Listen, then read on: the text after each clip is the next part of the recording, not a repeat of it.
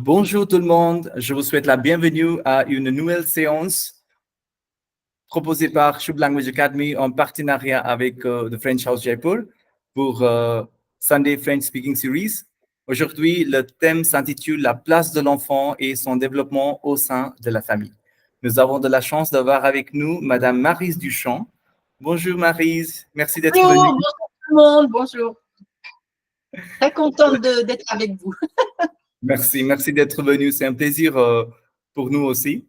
Alors, pour parler un petit peu de notre experte d'aujourd'hui, elle est Maryse Duchamp. Elle est mariée, elle a 2 enfants, elle a 4 petits-enfants de 3 à 18 ans. Alors, c'est une bonne personne pour le thème d'aujourd'hui. Elle va partager son expérience. De plus, elle aimerait bien écouter le côté indien. Et pourquoi pas, ça va être un échange. Et elle travaillait chez ArcelorMittal au service ressources humaines et maintenant, elle est en retraite. Merci encore une fois, Maryse, d'être venue. Merci à vous de m'inviter chez vous. Merci. Alors, aujourd'hui, le thème s'intitule « La place de l'enfant et son développement au sein de la famille ». Juste pour contextualiser un petit peu, la place de l'enfant dans une famille et son développement est un thème central dans l'éducation et la dynamique familiale. Dans une famille, l'enfant occupe une place à la fois affective et éducative. Il est au cœur des attentions des parents qui cherchent à lui offrir un environnement. Je vais laisser les autres entrer. Voilà. Il est au cœur des attentions des parents qui cherchent à lui offrir un environnement sécurisé et bienveillant pour son épanouissement. La place de l'enfant est essentielle car elle influence la manière dont il se construit, tant sur le plan psychologique que social. Le développement de l'enfant passe par différentes étapes clés où la famille joue un rôle crucial. Tout d'abord, l'attachement émotionnel avec les parents forme les bases de sa sécurité affective, ce qui lui permet de développer confiance en soi et autonomie. Ensuite, à travers les interactions quotidiennes, l'enfant apprend les valeurs, les normes sociales et acquiert des compétences essentielles comme la communication, la gestion des émotions et la résolution de problèmes. La famille agit également comme un modèle pour l'enfant, lui montrant comment se comporter dans différentes situations, que ce soit à la maison, à l'école ou en société. Pour son développement harmonieux, il est important que l'enfant bénéficie d'une éducation équilibrée, mêlant discipline et encouragement afin de lui offrir un cadre de liberté tout en respectant des limites essentielles. Voilà, c'était juste pour contextualiser un petit peu ce dont on va parler aujourd'hui. Et ce que je vais faire, je vais vous poser la première question, Maryse. Je vais dire déjà que tu as déjà tout dit là. Hein. Tu as tout résumé. J'ai pas rien à dire. C'est parfait. On va l'élaborer et on va alimenter cette discussion d'aujourd'hui à travers nos expériences et bien sûr les autres. Comme vous comprenez très bien, c'est un échange. On va écouter, bien sûr, notre experte aujourd'hui, Madame Maryse Duchamp, mais en même temps, on aimerait bien vous écouter. Alors, Maryse, pour démarrer, comment définiriez-vous la place dans une famille moderne ou même vous pouvez nous transporter autrefois comment ça se faisait et à ce moment-là, comment ça se fait? Oui, alors bon, comme moi j'ai été élevée, j'avais pas trop quelque chose à dire. Hein. C'est les parents qui parlent, l'enfant n'avait rien à dire. Il devait écouter et obéir. Aujourd'hui, quand je vois mes enfants par rapport à leurs enfants, c'est complètement différent parce qu'aujourd'hui, l'enfant, il a vraiment sa place unique. On lui demande comment il veut s'habiller, qu'est-ce qu'il veut manger, qu'est-ce qu'il pense de telle chose, ce qu'il veut faire. Vraiment, on est à l'écoute de l'enfant, que ce soit avec son papa et avec sa maman. Ce qui était complètement différent à mon époque et encore plus à l'époque de mes parents. Ça a vraiment évolué d'une façon très, très positive pour l'enfant. D'accord, très bien. Alors, il y a un changement. On a vu un changement. Ce qui se passait avant, ça se fait plus maintenant et Non. donc on a changé. Et quelle est la raison, Maryse? Pourquoi ce changement aujourd'hui? Je pense qu'on s'est rendu compte que l'enfant, il s'épanouit dans un environnement où on lui donne de l'importance. L'enfant, il est considéré comme un individu unique et c'est ça qui le fait grandir. On lui demande son avis, donc il se dit, ah bah tiens, je compte, je suis quelqu'un, je suis pas juste là, je suis quelqu'un d'important. Et c'est vraiment énorme et c'est ça qui va le faire grandir, je pense, hein. Et ça, l'éducation, c'est pareil. L'école aussi a beaucoup changé avec les enfants, hein. On tient compte de la vie maintenant et on se rend compte que c'est ça qui l'épanouit et le fait grandir et qui va faire qu'il va avoir sa place au sein de la famille et au sein de la société aussi. Il va comprendre ses droits, mais aussi ses devoirs, comment se comporter vis-à-vis des autres. Et si on tient compte de ce qu'il nous dit, c'est comme ça qu'on va l'aider à s'épanouir. Absolument. Quand vous dites, Maryse, qu'il y a la participation faite de la part de l'enfant maintenant, il se Oui, trouve important, il y a sa place et sa présence dans la famille à oui, ce petit âge. Et donc, il participe à ses décisions, bien sûr, oui. à son niveau, bien sûr, pas son décision. Mais comment vous voyez le développement et comment est-ce que les parents, quel est leur rôle? Comment ils mettent en place cette participation, cette présence importante de l'enfant?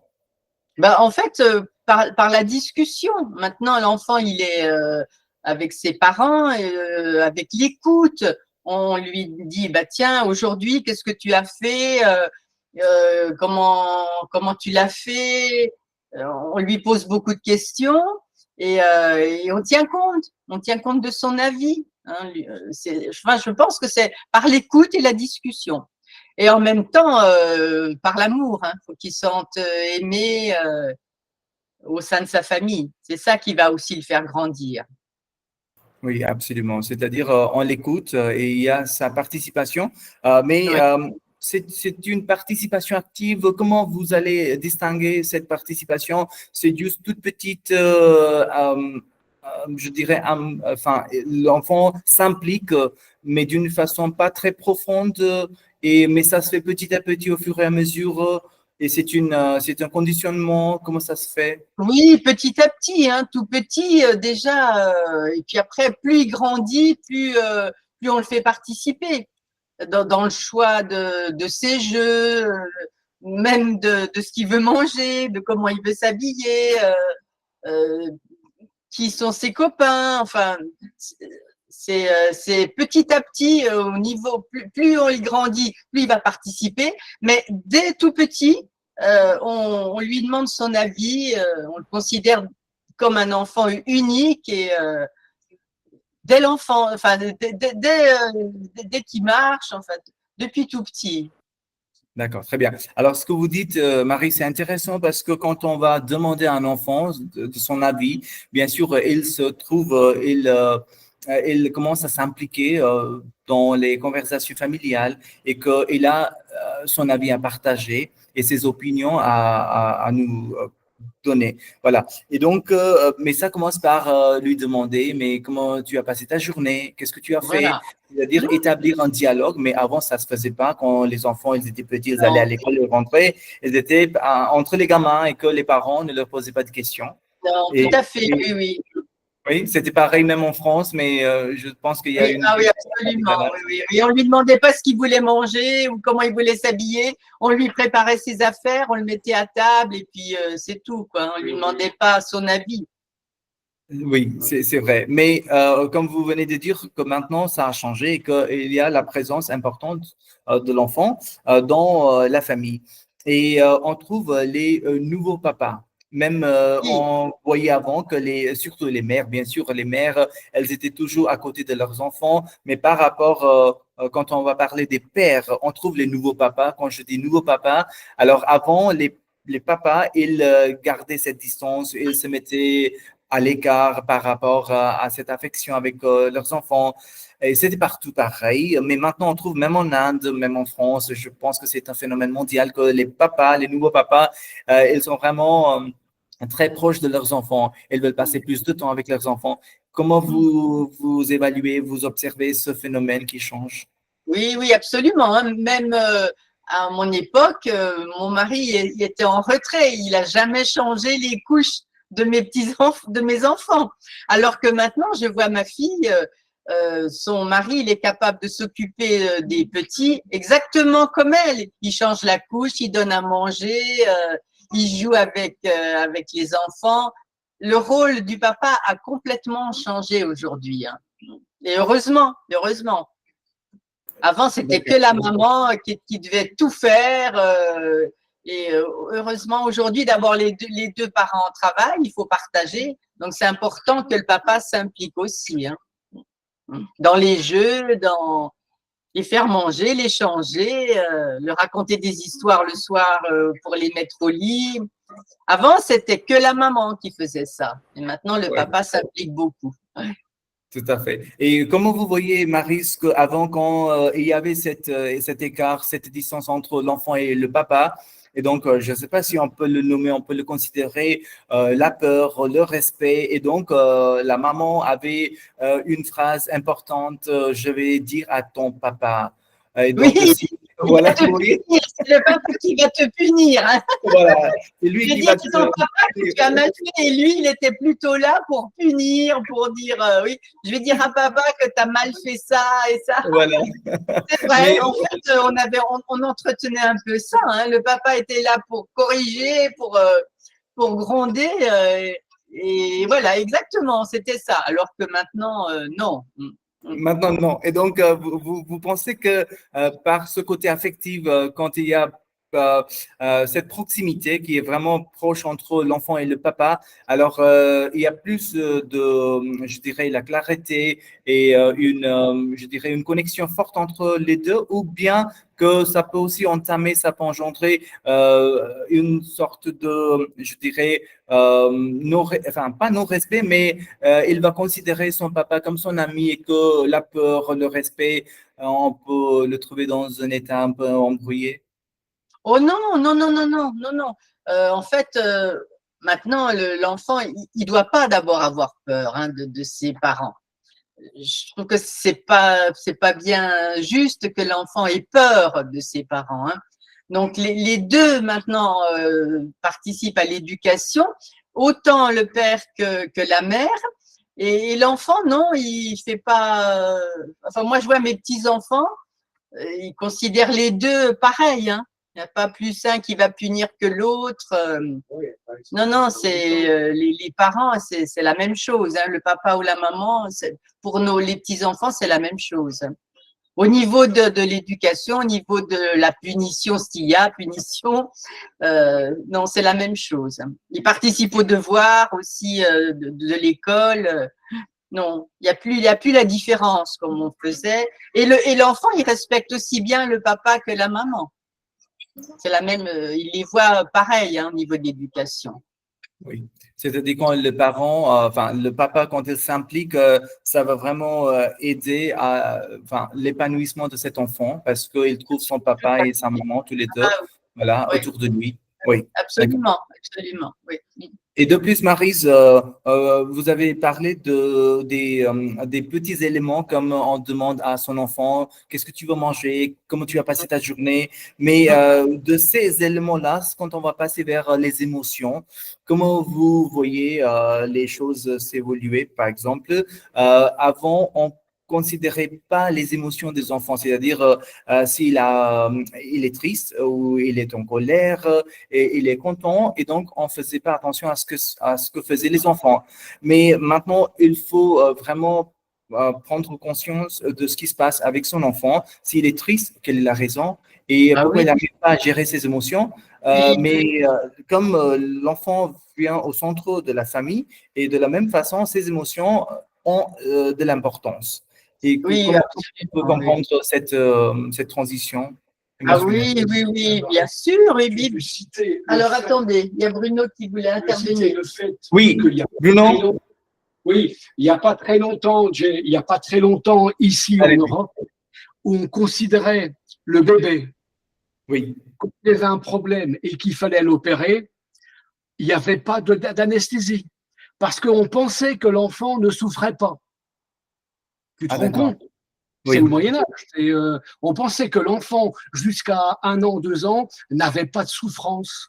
Ah, Donc, quand il y avait une opération nécessiteuse, eh ben, l'enfant n'était pas endormi, quoi.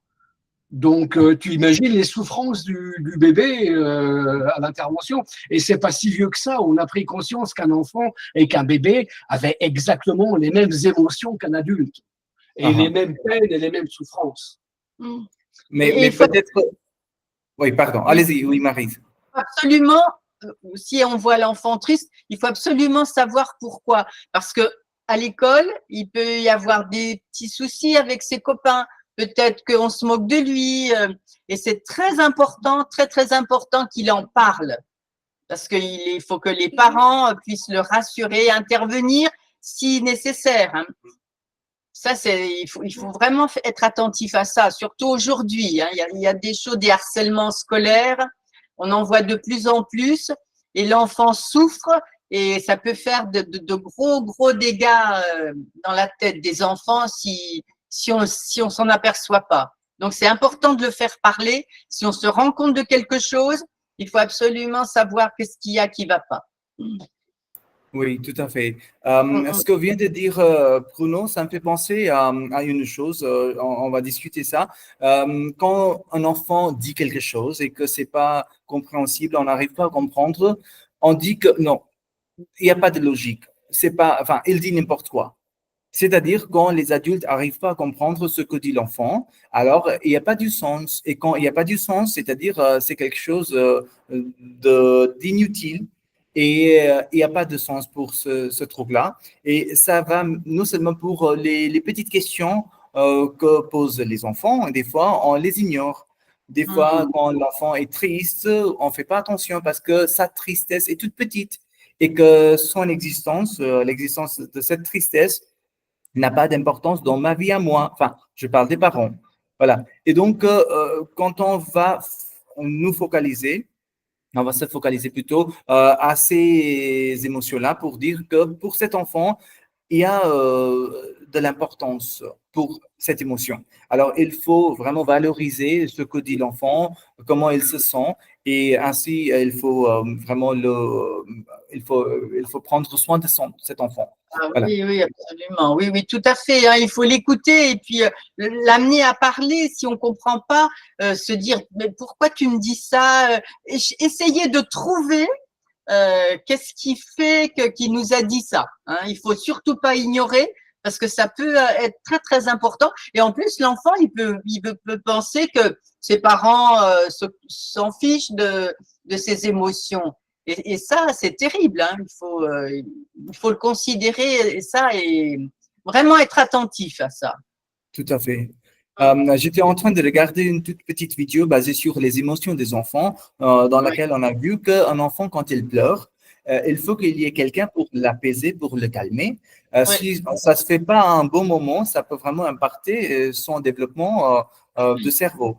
Alors, oui. mais quand on voit des enfants qui pleurent, qui crient, mais des fois, on pense pas à cet effet-là parce qu'on n'a pas de connaissances non plus. On ne sait pas qu'est-ce qui se passe au niveau cognitif. Du coup, on ignore.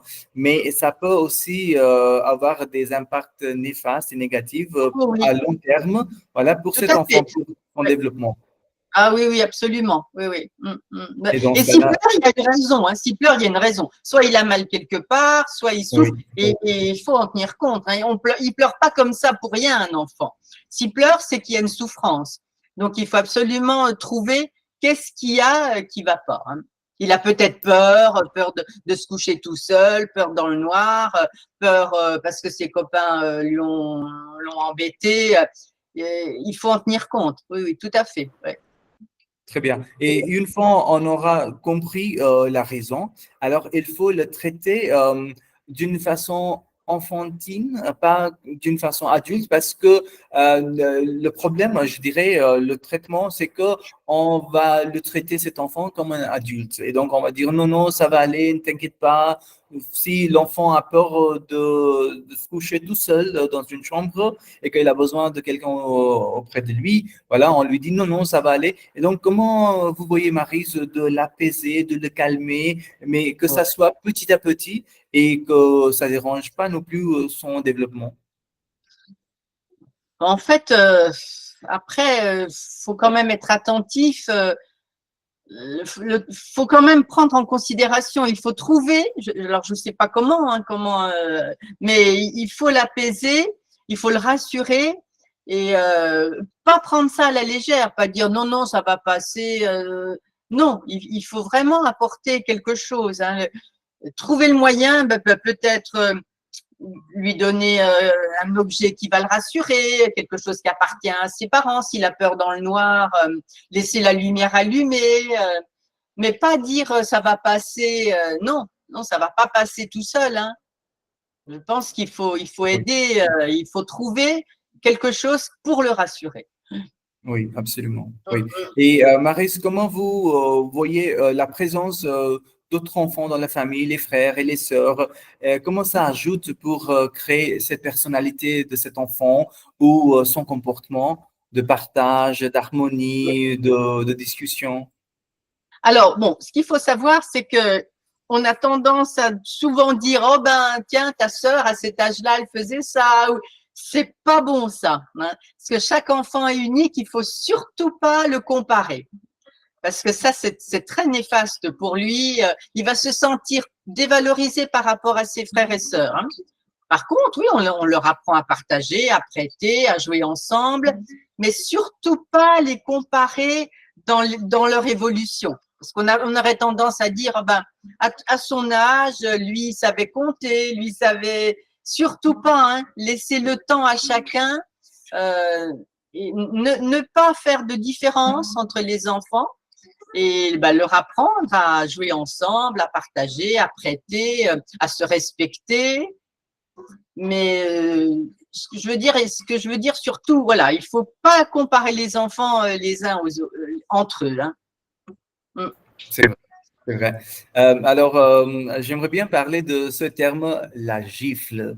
Vous voyez, en Inde, enfin, gifler, c'était normal, mais pas maintenant, c'est vrai. Mais vous voyez, c'était une façon de vraiment corriger les enfants et même les voisins. Des fois, ils avaient le droit de gifler parce que c'était vraiment une grande famille. Et comment vous voyez ce changement maintenant? On n'a même pas le droit de toucher son propre enfant d'une façon négative, c'est-à-dire pour que ce soit d'une façon bien claire et bien adaptée à ses besoins. Alors, comment vous voyez ce changement et comment ça se faisait avant quand vous étiez petite? Est-ce que vous moi, mes parents m'ont donné des gifles. Hein. Moi, j'ai donné des petites fessées à mes enfants. Par contre, maintenant, avec les petits-enfants, non. Ça ne sert à rien de faire mal. Faut pas de violence. Hein. Et bien sûr, des fois, on est énervé, on aimerait bien donner une fessée. Mais non, absolument, on n'a jamais compris que donner une gifle à un enfant, ça va le faire changer. Non, non, non. Il faut lui expliquer. Après, on peut lui dire, tu vois, tu as mal agi, tu nous fais de la peine. Moi, des fois, ma petite fille, je la mets au coin. Je lui donne pas 10, je lui dis, voilà, t'es polissonne, va dans un coin. Et quand tu iras mieux, tu reviens. Mais non, pas de violence physique. Hein. Même si mettre au coin, c'est une violence aussi, ça aussi. Mais on ne tape pas, on tape pas un enfant. Non, non, ça c'est fini, ça. Hein. Heureusement, Oui, non. Ça sert à rien. On fait mal physiquement et on n'avance à rien pour ça. Hein. Non. C'est vrai, ça va traumatiser l'enfant et qu'il gardera ces souvenirs difficiles de son enfant jusqu'à un âge adulte. Oui, mais après, il croit que c'est l'exemple, hein, donc il risque de lui aussi après de donner des coups à ses copains. Et non, après, il ne faut pas, hein, c'est pas bon. Oui, ça m'amène vers le point de l'éducation. Et donc, quand on va dire comment élever les enfants, alors l'éducation faite par les parents. Maryse, comment vous voyez ça? Parce que vous avez bien dit que il y avait le papa pour corriger. C'était son image. Mais Voilà. aujourd'hui, la maman et le papa, tous les deux, ils s'impliquent enfin, d'une façon équilibrée pour leur enfant. Et comment vous voyez l'éducation d'aujourd'hui et est-ce qu'il y a eu des modifications apportées ou comment vous voyez ça? Bon, après, c'est difficile hein, d'éduquer. On n'est pas parfait. On n'a pas la solution comme ça. Mais l'enfant, il a l'exemple de ses parents. Si entre les parents, il voit qu'il y a du dialogue, de l'amour, que ça se passe bien, il va nous regarder. L'enfant, il passe son temps à nous observer. Et c'est ça qui va le construire. Hein. On lui dit merci, bonjour, s'il te plaît. Et c'est avec ça qu'il va grandir en nous observant, nous. Après, on n'est pas parfait. Hein. Il y a des fois, on se trompe, hein, mais après, on fait mieux après. Hein. C'est compliqué, c'est compliqué. Hein. Il n'y a pas de solution parfaite. On fait ce qu'on peut. Mais en fait, c'est donner le bon exemple déjà nous. S'il sent qu'il y a de l'harmonie et de l'amour, l'enfant, il sera heureux. Oui, absolument. C'est vrai ce que vous dites qu'il n'y a pas des solutions parfaites, mais ça dépend de chaque cas. Voilà, de chaque cas. Chers amis, les autres, si vous avez des expériences à partager ou bien des questions à poser, n'hésitez pas à les partager. Soit vous désactivez votre micro et vous dites votre question, ou bien vous pouvez même mettre votre question dans le chat box. Ben oui, vous, qu'est-ce que vous en pensez? Est-ce que vous avez des enfants? Est-ce que c'est difficile? Bon, je pense qu'on a les mêmes soucis, hein, les mêmes préoccupations, je pense, vous aussi. Oui, c'est vrai. Maintenant, c'est comme je disais, Maryse, que c'est devenu un phénomène mondial. Et donc, avec l'Internet et la globalisation, mondialisation, on a des mêmes problèmes. Et Voilà, donc, oui, tout à fait. Les lois qui s'installent partout. Alors, il n'y a pas beaucoup de différence. Voilà. Sujita, vous voulez dire quelque chose? Allez-y. Bonsoir tout le monde. Bonsoir, monsieur. Bonsoir, madame. Bonjour. Bonjour.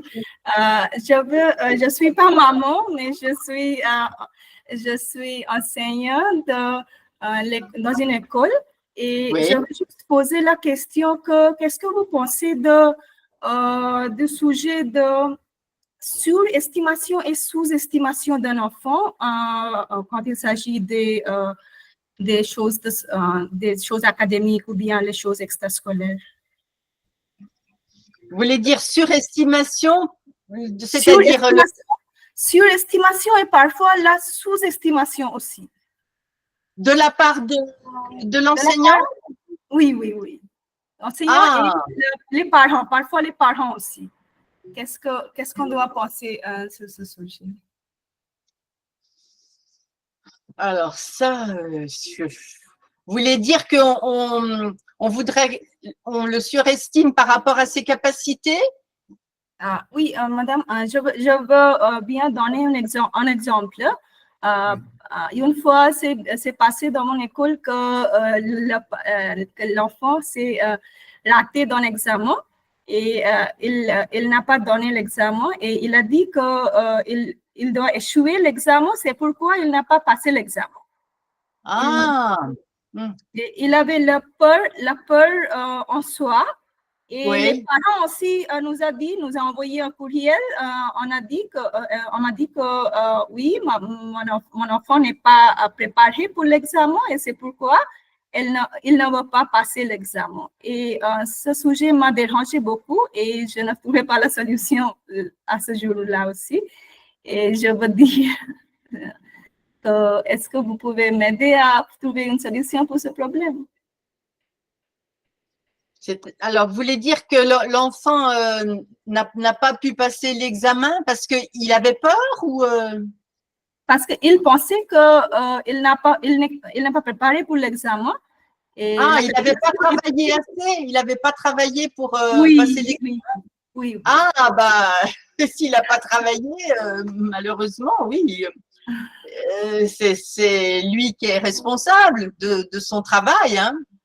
Donc, s'il n'a pas assez travaillé, ben, il va retourner étudier et puis il fera mieux après, je pense, hein. On peut pas le faire passer l'examen s'il l'a pas travaillé. Suchita, je voulais juste vérifier auprès de vous. Vous voulez parler de cette partie des attentes et les exigences de la oui, part des oui. parents? C'est ça? Oui, de la part des D'accord. parents et aussi D'accord. parce que j'ai pensé qu'il il a toujours été présent dans la classe, D'accord. il est toujours été présent à l'école, mais seulement au moment de l'examen, il avait un peur. D'accord. Et qu'il n'y avait personne pour le Oui, réconforter, pour le oui, dire que non, tu vas y arriver et donc ça va aller. C'est ça? oui. Ah, D'accord. D'accord. Et il a donc, eu Marie, peur, c'était, il a eu voilà, peur. c'était, Alors, c'était voilà, ça. les Il a raté exigences, parce les qu'il avait attentes des peur. parents. Oui. D'accord, oui, oui, Comment vous voyez ça? Qu'il y a des exigences de la part des parents, beaucoup oui. d'attentes, mon enfant, tu feras ceci, cela, et que l'enfant veut faire quelque chose, mais il a, vous voyez, beaucoup de pression Oui. de la part Ah ben, il des… faut pas. Ah ben non, chaque enfant a son propre rythme, hein. Il y a des enfants qui vont aller plus vite que d'autres. Il faut que l'enfant il fasse en fonction de son propre rythme. Faut pas lui mettre la pression. Faut pas que les parents mettent des Faut pas barrières. que les parents interviennent et puis l'obligent à petit à petit il va y arriver, hein. Ouais. C'est les fautes des parents qui ont trop Oui. d'attentes. Oui, les parents ont trop d'attentes, mais bon, c'est vrai qu'on a Oui. presque tous tendance à vouloir que nos enfants soient les premiers, qu'ils réussissent.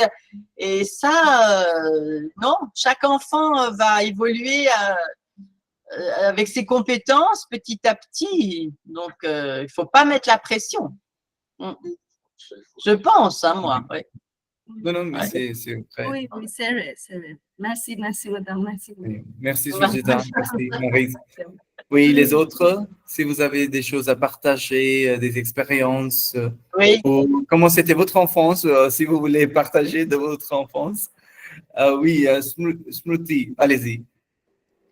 Ah, bonjour. Bonjour. Alors, moi, j'ai deux filles, hein. Oui. Donc, je suis vraiment d'accord avec vous quand je vous dites qu'il ne faut pas comparer entre les enfants parce Ouais. que cela a une impression forte sur leur confiance et leur capacité. Si on compare les deux, il y a toujours une compétition entre les deux. Tout à Et fait. il faut tout à fait éviter ça, hein. C'est pourquoi il ne faut pas comparer les deux. Il faut nourrir les deux. Et la comparaison, ça n'aide pas du tout à à nourrir les deux enfants. Exactement. Voilà, donc je suis vraiment, je suis d'accord avec ce que vous avez dit. De plus, la violence physique aussi, vous avez raison, c'est vrai.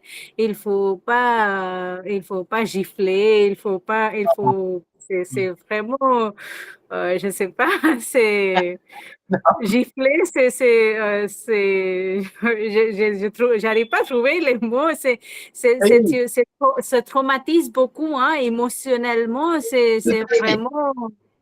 Voilà, donc il faut toujours mettre nos mains à nous, voilà, c'est pas… C'est vrai, c'est vrai. Merci de partager vos idées, c'était vraiment ma plaisir de vous entendre, merci. Ben, ça me fait plaisir aussi de parler avec vous. Merci. Et alors, le papa, est-ce qu'il participe chez vous? Oui. Oui, oui, ils participent. Ils les amènent à l'école, même leur centre de gymnastique. Mes filles, ils font la gymnastique comme sport. De Oui. plus, tous les soirs, ils leur racontent des histoires, etc. Donc, chaque semaine, nous allons au resto, un dîner pour un dîner famille, voilà. Donc, voilà, c'est comme ça qu'on participe. Même Ouais. maintenant, les trois, ils regardent la télévision ensemble. Donc, voilà, Oui, c'est vraiment changé. Hein. Je suis d'accord que les temps, on a bien évolué. C'est changé. surtout parce que la femme a aussi commencé à travailler. Tout à fait. Auparavant, les femmes ne travaillent pas. Oui. Donc, les rôles se définissent très bien avant. Mais maintenant, tout a changé. Tout le monde, toute la famille contribue. Voilà.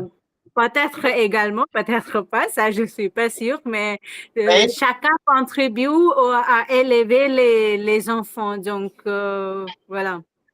Très bien. Vous parlez très bien français. Vous exprimez très Merci. bien. Bravo. Merci, madame. Super. Merci, Smoothie. Et ce que vous dites, Smoothie, c'est tout à fait correct parce que je pense que quand les enfants ont cette confiance que nous avons nos parents qui nous écoutent et qui Voilà. vont valoriser ce que nous disons, alors Oui. quand il y a quelque chose qui se passe avec les enfants, ils comprennent très bien qu'ils ils viendront auprès de leurs parents pour Un leur autre dire ce qui s'est changement, passé. monsieur et madame, un autre changement qu'on observe ces jours-là, c'est qu'on a beaucoup de livres qu'écrivent les auteurs sur comment faire le parenting, si on dit en anglais. Il Oui. y a même des conférences, des séminaires, etc. Voilà. On ne trouvait pas ces choses-là auparavant. Non. Donc, les parents aussi, auparavant, on n'apprend pas comment faire le parenting. Mais maintenant, il y a le chemin, Oui, c'est tout différent, voilà. oui, c'est Donc, vrai. voilà, je crois que ces changements sont vraiment nécessaires pour ce qu'on appelle en anglais le emotional quotient des enfants, voilà. Oui. Oui, c'est vrai. Oui, c'est vrai que Voilà. maintenant, on trouve beaucoup de livres qui aident. Hein. J'attends un enfant, comment élever mon enfant. Voilà. Dès qu'une maman attend un bébé, elle achète tous les livres. Et puis, Voilà. après, Même entre selon les l'âge. livres et la pratique, c'est pas évident. Hein. Voilà. C'est pas évident. Donc, On essaye de faire ce qu'on peut. Hein. On comment essaie de faire de élever, son mieux. voilà.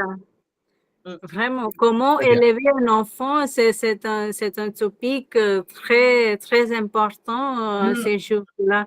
Donc, même avec l'âge, comment traiter les enfants? Si il a moins de 10 ans, comment se comporter avec lui? Si il est ce qu'on appelle en anglais un teenager, comment se Voilà, les comporter adolescents. avec lui? Parce que là, ça Voilà, change après. donc Hein.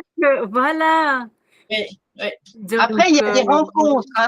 Des fois, ils rencontrent des gens, d'autres amis qui peuvent avoir une mauvaise influence. Mais moi, oui. je dis tout ce qu'on leur a appris, ça reste.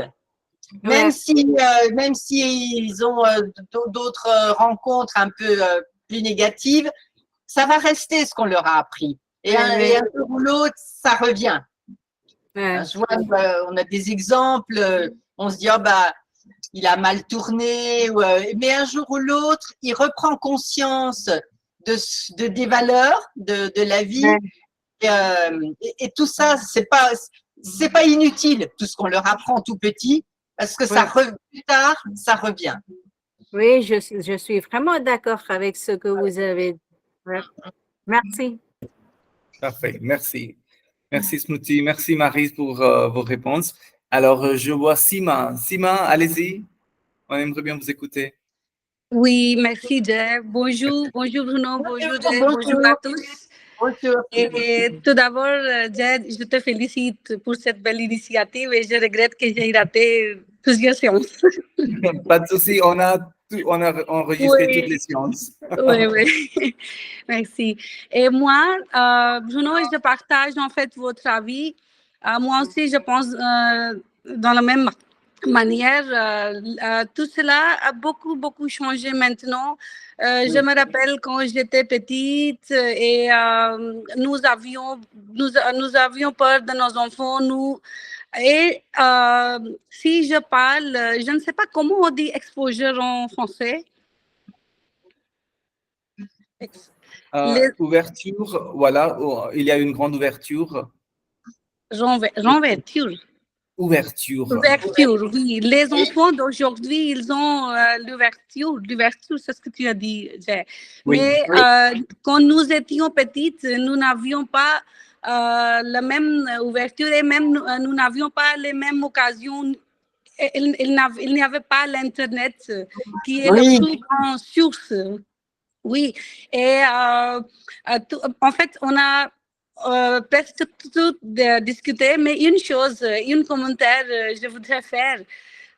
Ce que moi et mon mari, on discute et ce n'est pas qu'on discute, mais on le dit souvent que nous sommes la seule génération qui avait peur de nos parents et nous sommes la seule génération qui ont la peur de nos enfants. Ah. Oui. Vous avez peur pourquoi? De mal faire ou de comment? Comment? Vous parlez de la peur des enfants, dans quel sens? Peur de mal faire ou de… Non, pas comme ça. Moi aussi, j'ai 2 filles et normalement, les filles c'est une chance si on a les filles. Parce que je pense que c'est très difficile d'élever les garçons.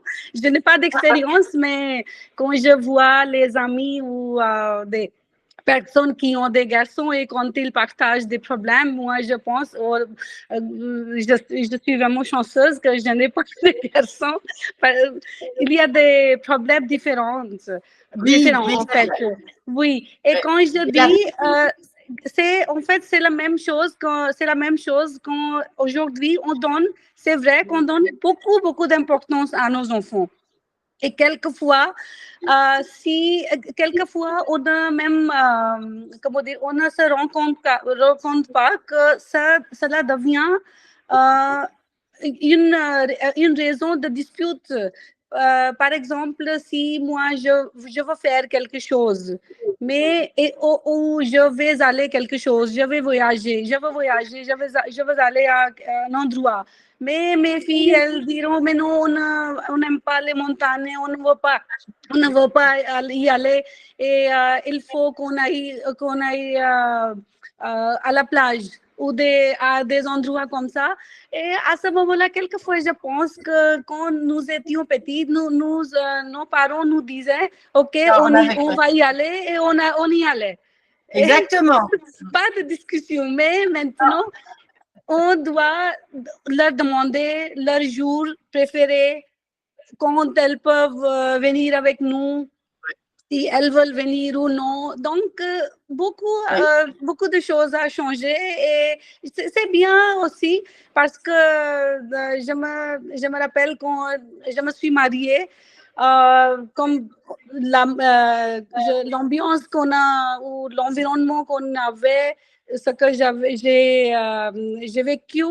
Et après le mariage, il y avait la différence, donc j'ai eu des problèmes. Mais les enfants d'aujourd'hui, surtout les filles, elles ont la confiance.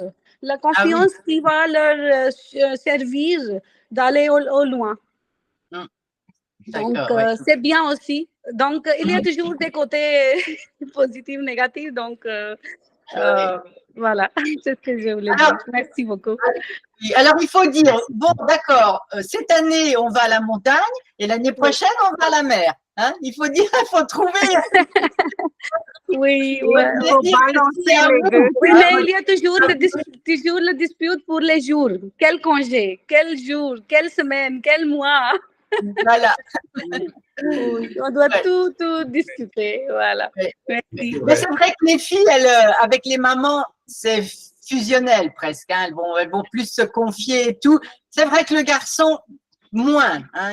Il va moins Ouais. s'exprimer. C'est dommage, Ouais. mais le garçon, c'est vrai. Il a plus de pudeur hein, avec vis-à-vis de la maman. Le garçon, un peu, moi je suis un homme, hein, pas pareil. C'est Ah, vrai.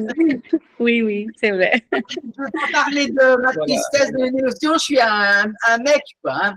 Alors que la fille, c'est pas pareil, elle va plus venir se confier, c'est vrai. Oui. Elles vont dire non, mais à la fin, elles vont accepter. C'est aussi vrai. Voilà, oui. Négocier avec les filles, c'est plutôt facile que négocier avec les garçons. Oui. Ouais, le garçon, il est plus macho, hein, comme on dit. Hein. Très, très bien, merci. Sima, tu nous as transporté dans notre enfance. Oui, Quand tu nous as dit qu'avant, on n'avait pas de choix, ce que disaient nos parents, il fallait suivre, hein, tout à fait, tout à fait. C'est vrai. Et Oui. c'est vrai qu'on a maintenant, de nos jours, on ne tape pas nos enfants, même non seulement dans les familles, mais aussi aux écoles. On n'a pas Ah oui, permis. oh là là, non. On n'est pas permis. Et par erreur ou par hasard, même si on touche quelqu'un, juste on tape la tête de quelqu'un, il y a toujours le peur peut-être il y aura le problème parce qu'il y a des caméras partout. Oui, c'est vrai. Oui. Et avant, ce n'était pas le cas. Non, à notre époque, on tirait les oreilles, hein, on tapait sur le pas. On n'a pas de chance de le faire. Non. Heureusement, mais quelquefois, j'avoue, il y a des élèves et moi, j'ai vraiment envie de tirer les oreilles. Je dois m'arrêter. Oui, c'est vraiment difficile d'empêcher ça, oui. Oui. Je crois que c'est vraiment la question de respecter les émotions des enfants. Oui. Auparavant, on ne donnait pas autant d'importance à leurs émotions. Mais maintenant, c'est assez important. C'est important, quoi. Oui, il y a beaucoup de tests, beaucoup de certificats qu'on doit obtenir avant de s'inscrire aux écoles. Il y a plusieurs choses qu'on doit faire. Ah oui. Oui, absolument. C'est quelque chose qu'on n'avait jamais expérimenté avant. Oui, c'est vrai. Alors, cette petite partie nous renvoie vers cette partie-là, Maryse, l'enfant roi. Alors, quand voilà, parce que l'enfant c'est un roi à la maison et qu'il faut l'écouter, il faut faire selon ce que ce qu'il dit. Et j'aimerais bien vous poser la question quelle est la différence entre surprotéger un enfant et lui offrir une sécurité affective?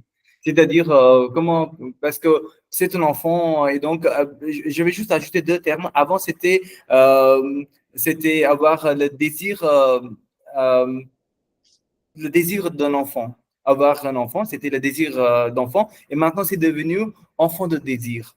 C'est un enfant de désir. Donc, vous voyez le changement. Oui, comment un enfant désiré, oui. Voilà. Et donc, le roi. Le roi. Après, je ne suis pas trop d'accord, moi, de tout laisser faire. Hein, parce qu'après, dans la vie, il va se confronter à des gens qui vont lui dire « Ah non, toi, tu fais ça et ça ». Il faut le préparer à ça aussi. Hein. Si on le surprotège, il va manquer de confiance en lui. C'est souvent, on se dit, oh ben, j'ai été surprotégée, maintenant j'ai peur, j'ose pas me lancer. Il faut aussi le responsabiliser et puis qu'il ait des défis et on dit pas oui à tout. Hein. Parce que après, c'est l'empêcher de se battre quand il faudra affronter des choses difficiles. Si on trouve que si on lui facilite tout, après, moi j'avais tendance aussi à surprotéger ma fille. Hein. Quand elle est partie faire des études 1 an en Angleterre, eh ben c'était compliqué, hein, parce que la maman était plus là. Elle avait peur de tout. Moi, j'appelais à l'université. Il paraît qu'il y a du bruit dans la chambre. Enfin, j'intervenais tout le temps. Et ça se passait pas très bien, hein. Et petit à petit, bon, elle a pris confiance en elle, mais de trop les surprotéger, ça manque après de confiance pour la vie future. Je trouve, hein. Non, non, mais c'est vrai. Et vous avez même évoqué le mot responsabiliser. Alors, c'est un joli terme. Comment le faire petit à petit? Peut-être, Marie, c'est quoi le processus de responsabiliser ses enfants? Oui, les responsabiliser.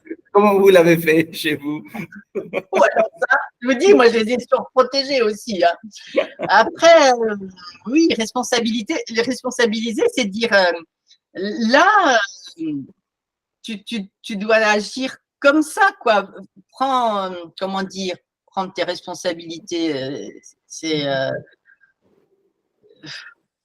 Si vous voulez, est-ce que je peux donner un exemple?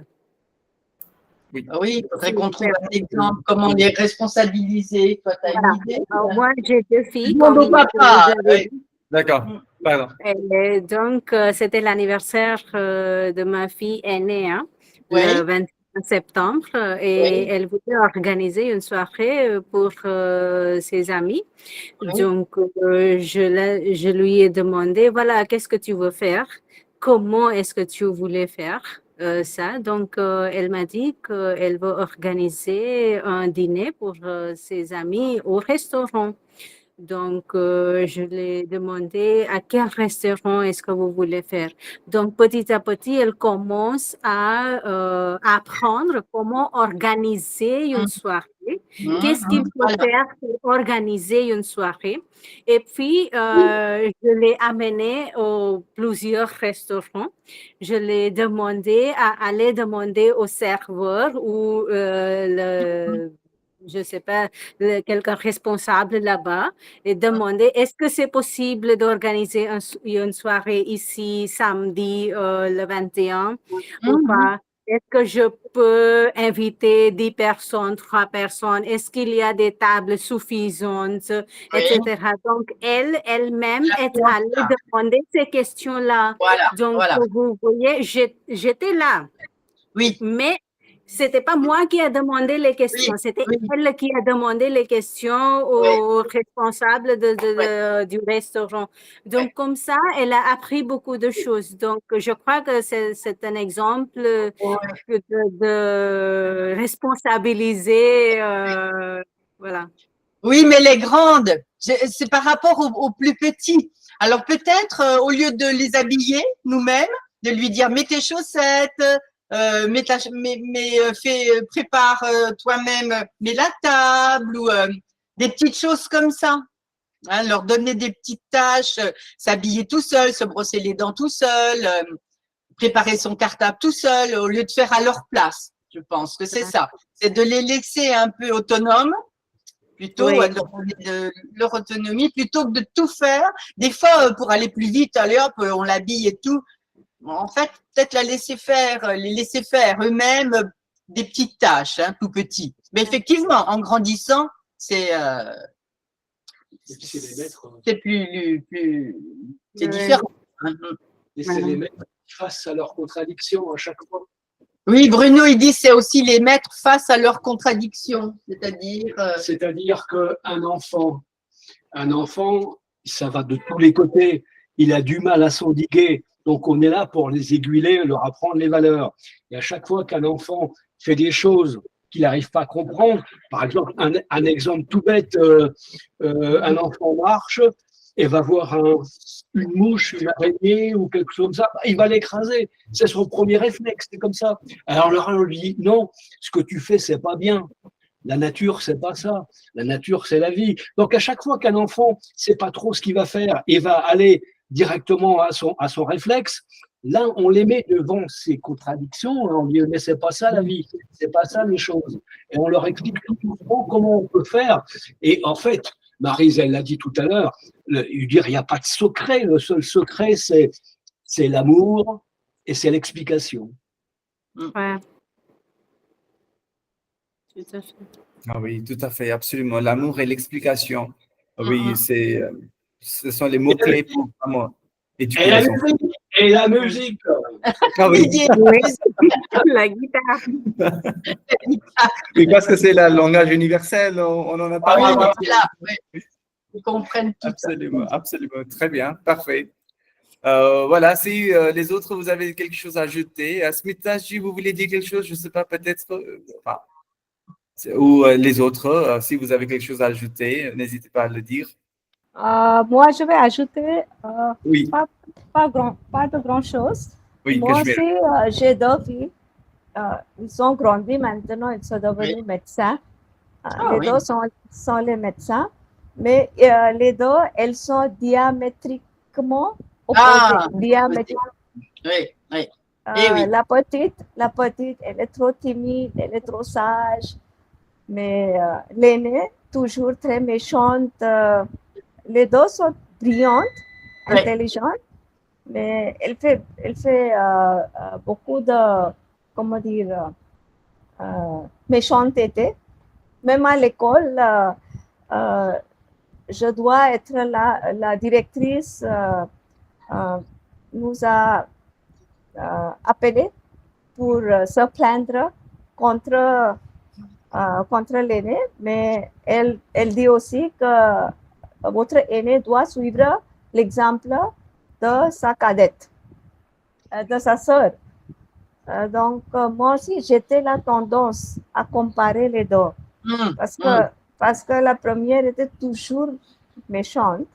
Et oui, j'étais en train de comparer. Et après quelques temps, quand les deux sont grandis, j'ai la même tendance. Et maintenant aussi, ma cadette, elle m'a dit, maman, s'il te plaît, ne compare pas. Voilà, exactement. Termine avec moi. Oui, oui, oui, parce qu'après, elles vont rentrer en conflit toutes les deux. Elles vont dire, c'est toi la préférée. Oui, c'est toi voilà, ne c'est compare toi pas. la plus gentille. Donc, Peut-être c'est très important. C'est très important de voilà. ne pas comparer. Voilà, elles sont différentes, c'est tout. Parce que chaque élève est unique. Tout à fait. Chaque élève et chaque enfant est unique. Absolument, absolument. Ouais. Donc, on doit prendre dans la tête que chaque individu est différent. Exactement. Ouais, ouais, ouais. Mais en ce qui concerne le gifle, je pense que mon mari, il a donné beaucoup de gifles à mon aîné. Oui, beaucoup. Et maintenant aussi, elle a cette chose dans la tête. Ah, voilà, c'est resté. Elle n'a pas oublié. Non, elle n'a pas oublié. C'est resté pour toujours, je pense. Et oui, oui, oui. Et elle a 37 ans maintenant, 36 ans, mais elle n'a pas oublié. Et ça crée comment dire, un imbalance. Un traumatisme. Déséquilibre, voilà. Déséquilibre émotionnel. Oui. Ah oui, oui, oui, oui. Oui, oui, les enfants battus. Oui, ce que dit. Oui, pardon. Oui, Cachemire, allez-y. Oui, elle est très habile. Elle est intelligente. Elle a fait son doctorat après le master's. Elle est chanteuse. Elle prépare les repas, le bon repas, le repas varié. Toutes les cuisines, elle peut préparer. Elle est très intelligente. Mais cet facteur reste toujours dans sa tête. Oui. Ça reste, oui, je comprends. Mais moi, je n'ai jamais donné un gifle parce que je savais que mon mari,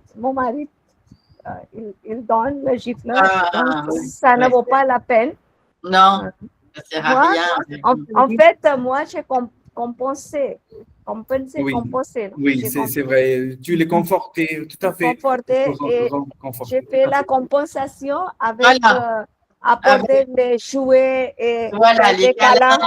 Voilà. La caresse comme ça. Oui, c'est vrai. Donc, c'était mon expérience. Oui, merci Cachemira, mais c'est vrai ce que tu dis parce que les enfants considèrent qu'ils ne comprennent rien ou bien qu'ils vont tout oublier. Mais ça reste bien gravé dans leur souvenir. Oui, ça reste. Ça reste pour toujours. Oui. Aussi, moi, j'ai pris des gifles Ça reste, hein. Après, on dit, pourquoi ma maman, elle m'a fait ça, hein. Moi, j'ai pas eu de câlin, alors je dis pourquoi elle a fait ça.